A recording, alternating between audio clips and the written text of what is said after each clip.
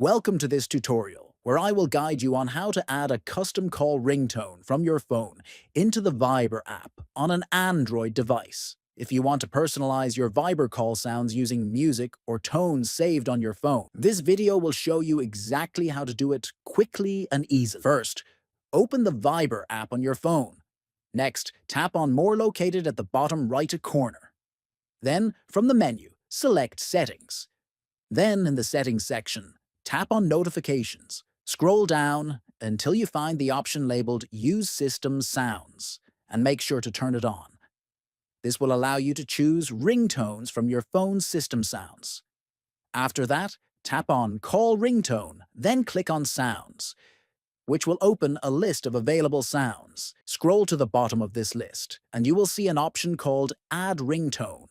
Tap on Add Ringtone, and your phone's file browser will open, allowing you to select sound files stored on your device. Choose the ringtone or sound you want to add, and it will be added to Viber's ringtone list. Finally, select the newly added sound from the list and tap OK to confirm your choice. Now, whenever you receive a call on Viber, you will hear your personalized ringtone instead of the default one. This is a great way to make your calls more distinctive and enjoyable.